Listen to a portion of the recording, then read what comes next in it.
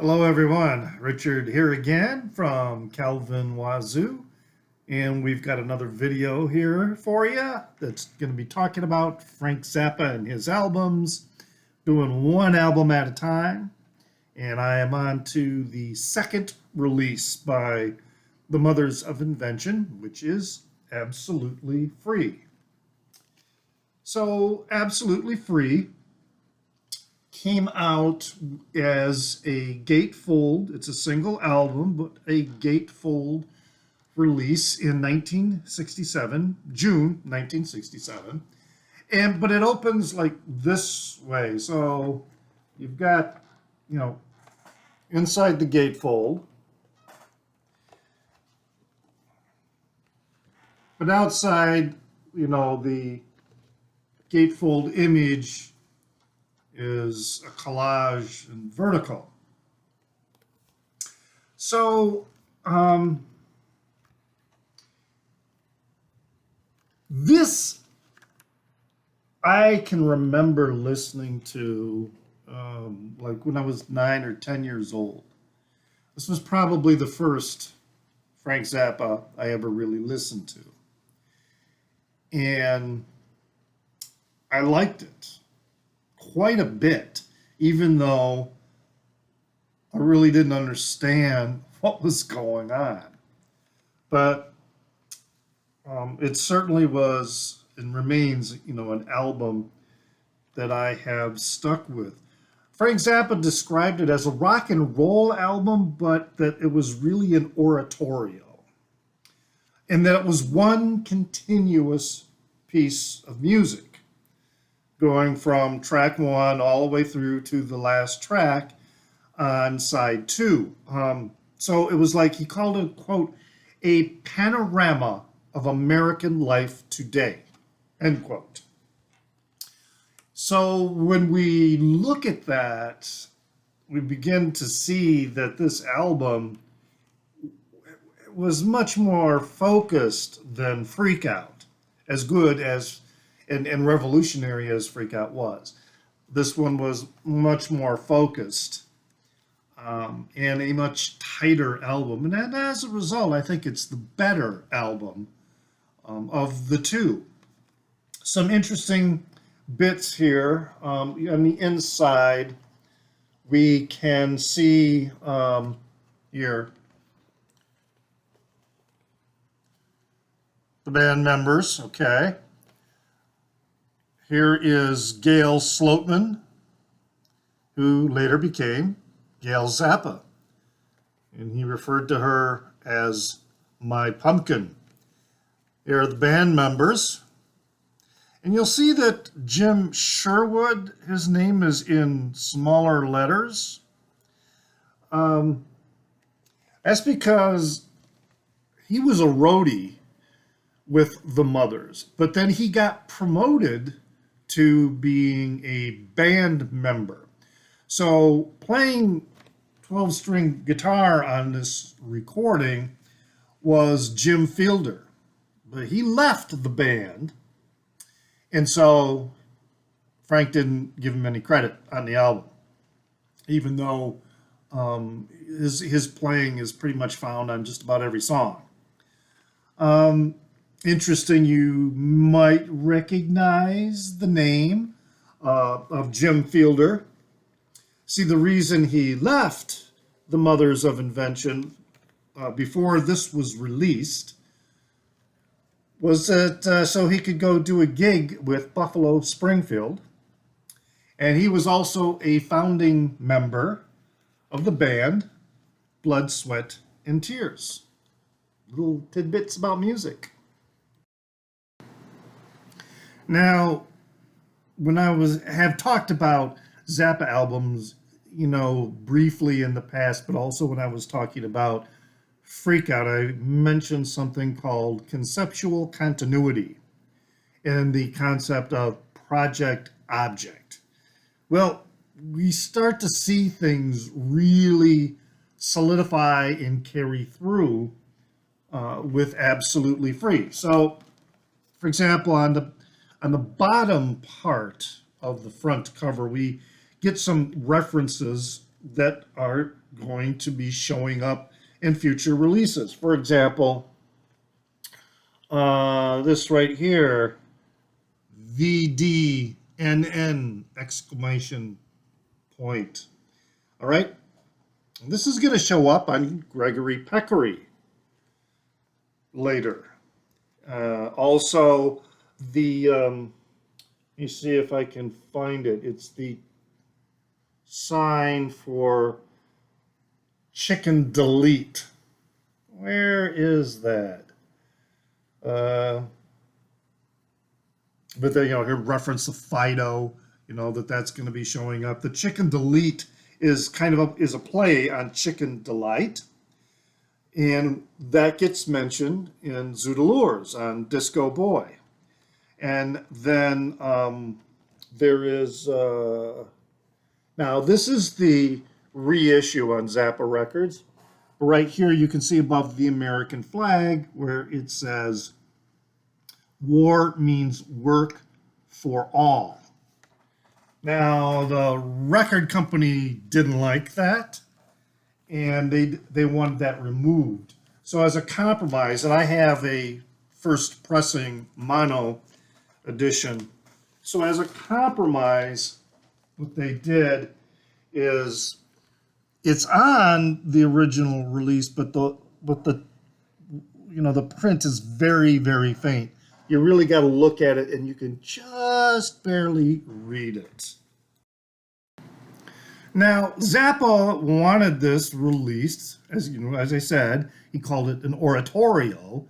He wanted it released with a libretto, with all the lyrics. Again, the record company balked at that and said no, they didn't like it. In fact, and I'll talk a little more about it when we talk about Brown Shoes Don't Make It, they were very concerned about some of the lyrics, and even though they were misinterpreting what was going on. A little sippy. So in the later releases, the libretto was provided. However, with the first releases, you had to send for it. Send at least $1 or something like that, and then they would mail you the libretto. And but with the later releases, it came with that libretto. Now, there's a foreword in the libretto I would like to read from. The music of the Mothers speaks of the feelings of what might be described as the vast minority. The feelings of the people on the fringe of everything. The ones who don't care if they're in or out. Don't care if they're hip, hep, swinging, or zorch. This is the audience the Mothers wants to reach. So that whole negotiation delayed, the release of the album. They finished recording this in late 1966, and it wasn't released until June 1967. So he mentions the reason for delay, partly because of this libretto. The original plan was to include within the album the words in this brochure. The record company attempted to censor the words, and a long, involved discussion ensued. So, pretty much from the start, Zappa was having issues with his record companies. At this time, this was MGM and the Verve label. So that comes with it. You can hear it in, all of his music throughout his career. But you can see also that it really, really started early. All right, let's get started with the music. Side 1 opens with a track called Plastic People. And the melody and rhythm is based on Louie Louie.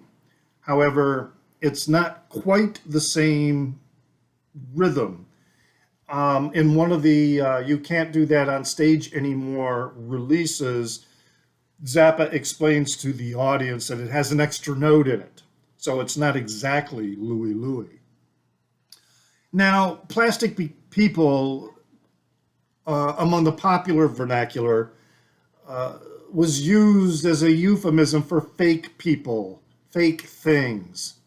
However, the intention of Plastic People on Absolutely Free was very different. Zappa was specifically relating to or mentioning or identifying women, girls who dressed in white go-go boots with matching hats, and the men that they would hang around with who wore powder blue alpaca sweaters and had razor cut hairstyles. That's the Plastic People Zappa was referring to. Plastic people, oh baby, now you're such a drag.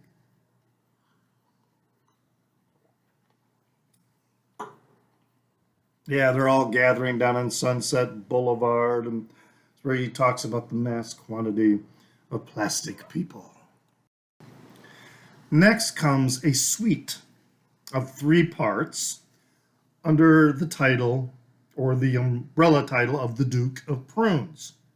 So, in the first part of the Duke of Prunes, we've got Ray Collins singing, in which he ad-libbed everything. And the story goes that he kind of fainted with Zappa, saying that in lieu of money, rather than coming right out and saying, that you should pay me because I ad-libbed those lyrics. But he said, in lieu of paying me, how about you just give me a credit? And Zappa took it under advisement. And when the album was released, that's what you get right here. We got sides 1 and 2, but this 3 here identifies the prune as Ray Collins. Then it goes into this instrumental segue called Amnesia Vivace. This is a blend of both R&B melodies and rhythms, plus quotes from Stravinsky works. Then the song wraps back up and returns to the Duke of Prunes regains his chops, which finishes, he talks about at the end of the song, see how it builds up, and they do a parody of Baby Love at the end of that song. Next, it goes into Call Any Vegetable. So the song Call Any Vegetable, again, audiences have kind of misinterpreted what he was talking about with Call Any Vegetable. And some thought he was probably alluding to marijuana use or something like that, especially from the Just Another Band from L.A. album, in which Flo and Eddie, are singing along, saying, the vegetable, when the vegetable responds to you, they're sitting there shiny and proud by your side, holding your joint while the neighbors decide. And that's not how it was originally sung. But here's what Zappa said about Call Any Vegetable. As again, I'm going to mention this book here. This is a great text.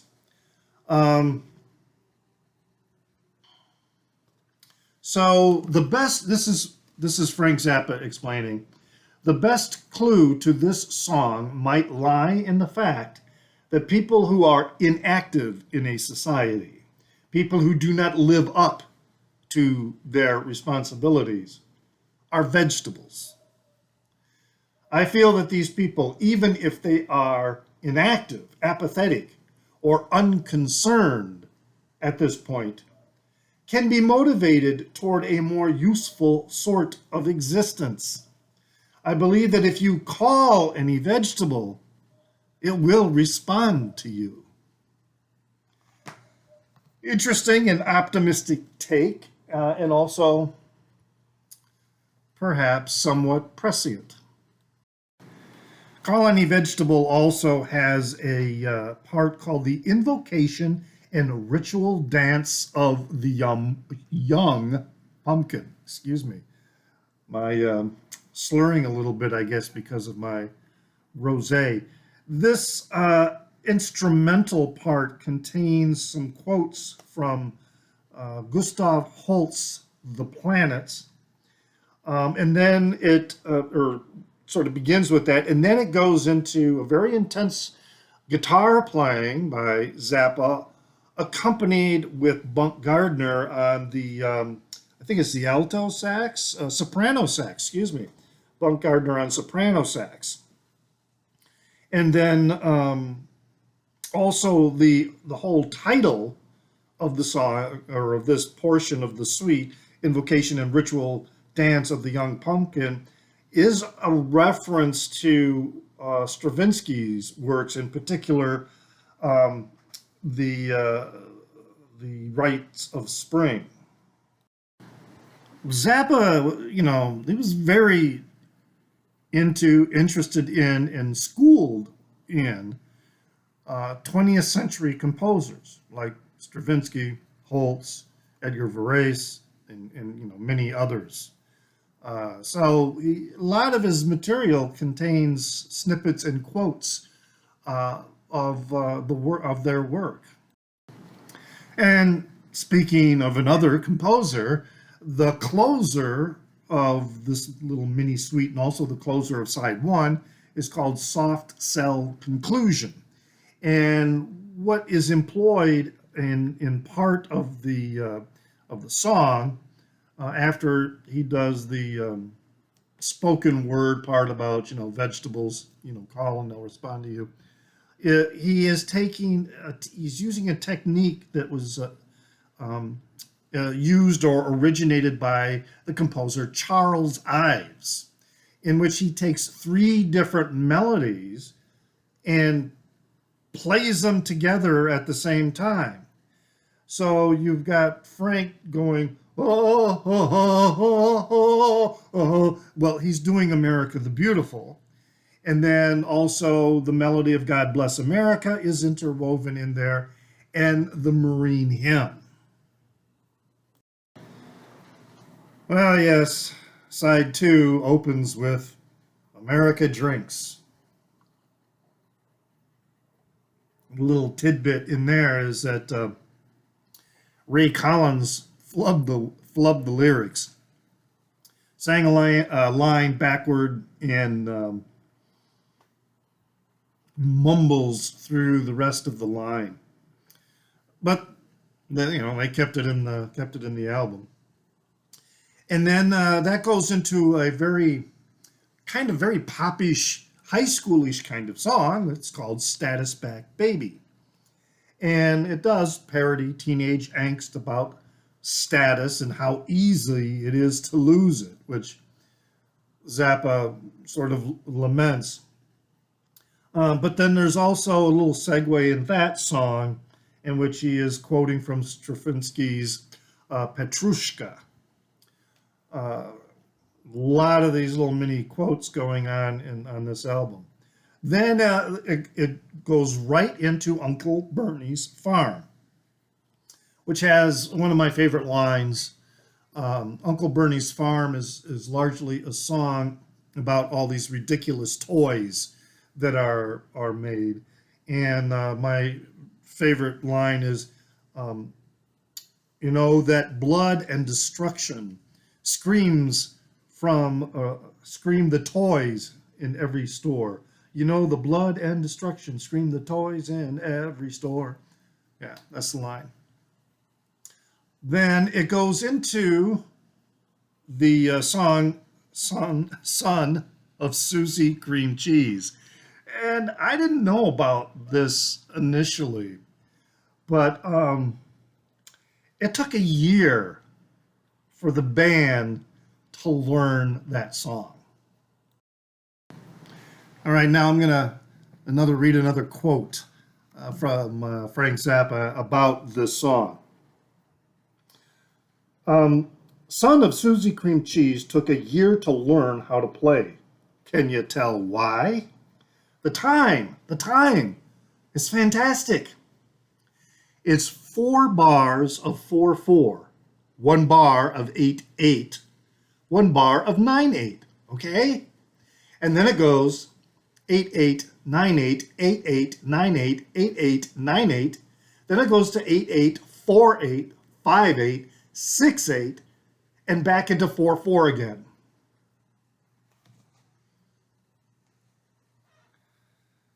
What?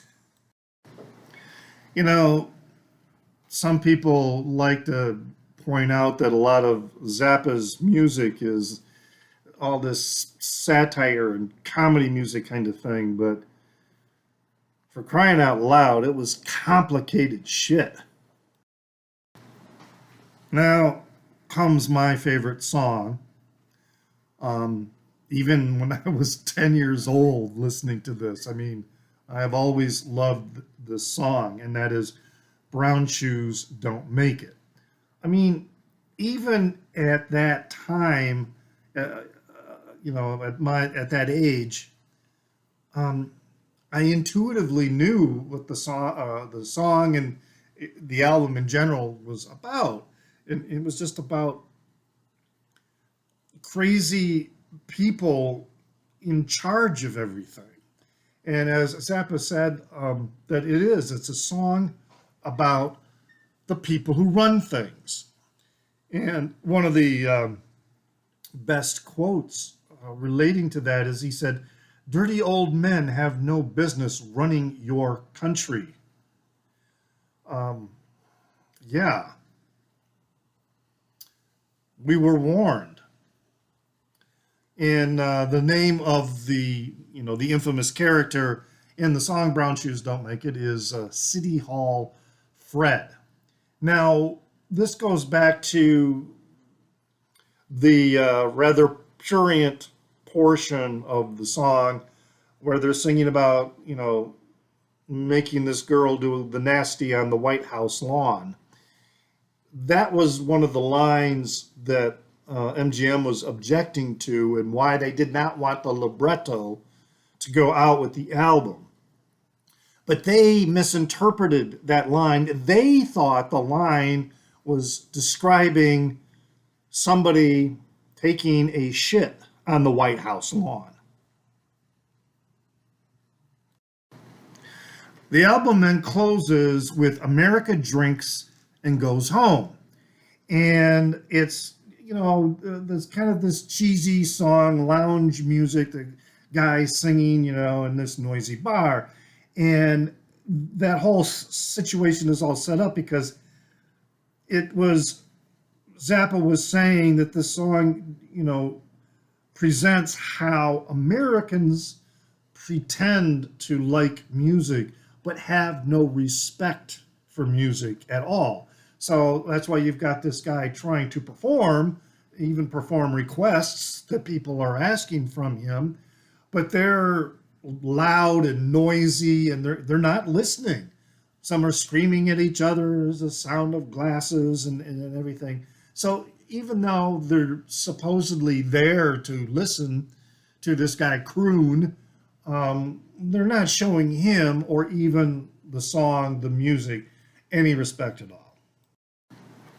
So all in all, like I say, I believe that Absolutely Free is a much more focused, tighter, more interesting release than Freak Out. It is stronger, in my opinion, than Freak Out. But hey, what do you think?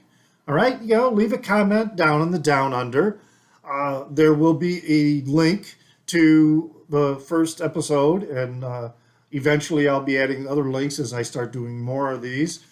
Like the video, please share it, and always remember, enjoy your music.